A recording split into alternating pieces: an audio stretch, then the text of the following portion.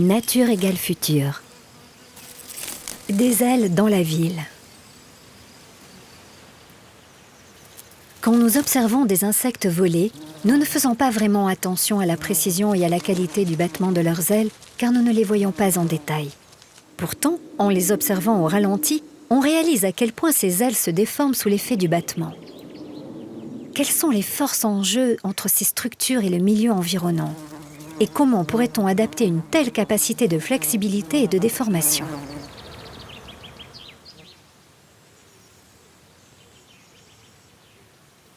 En filmant ces insectes, typiquement des papillons, des libellules, on s'est aperçu qu'il y avait des grandes déformations dans les ailes qui vraisemblablement les aidaient à voler.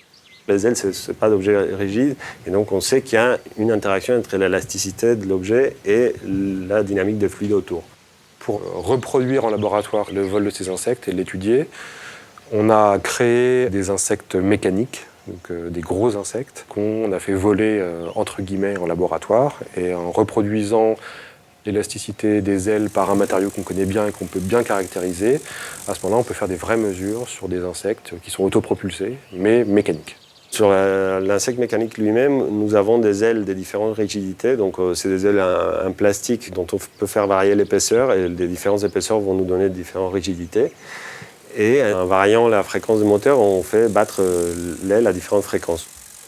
Ce qu'on fait, c'est installer l'insecte mécanique dans un manège qui tourne à une vitesse des croisières. On a essentiellement travaillé sur la déformation des ailes, à quel point les ailes se déforment sous l'effet du fluide environnant. Cette équipe de chercheurs a réussi à analyser les nombreux paramètres des battements d'ailes d'insectes et à les traduire en équations mathématiques. Uniquement en déformant leurs ailes sous l'effet du fluide environnant, les insectes peuvent économiser jusqu'à 50% d'énergie avec un mécanisme qui est complètement passif, c'est-à-dire que sans que ça leur coûte quoi que ce soit. On a fait la démonstration que si vous pliez vos ailes pendant que vous êtes en train de voler, vous avez un profil qui est plus aérodynamique et qui s'adapte tout le temps aux turbulences qui sont autour. Et en faisant ça, le dissiper de l'énergie dans le fluide, on la garde pour soi et elle nous permet d'avancer. C'est comme ça qu'on économise de l'énergie. Cette capacité de stockage de l'énergie grâce à une plus grande flexibilité peut avoir de nombreuses applications. De la recherche sur les insectes est née une nouvelle recherche sur les éoliennes à pales flexibles. On s'inspire directement des travaux qu'on a fait sur les insectes. Le vent qui vient frapper l'éolienne pour la faire tourner va déformer la pale. Et parce que la pale se déforme, les performances vont être améliorées.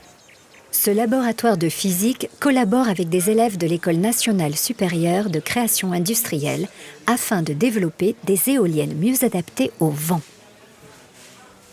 On travaille un peu main dans la main, d'un côté scientifique et technique, et de l'autre côté, un côté d'insertion dans le tissu urbain de ces nouveaux objets. Les idées qui ont émergé, c'est par exemple le mobilier urbain, donc typiquement se servir des éoliennes pour alimenter des lampadaires.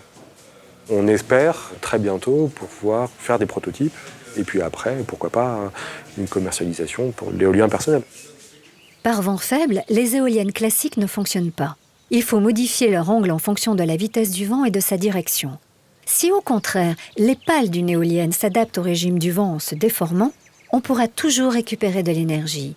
On peut donc imaginer demain de mini-éoliennes installées dans nos rues ou sur nos balcons qui fourniraient une électricité naturelle aux particuliers et aux collectivités.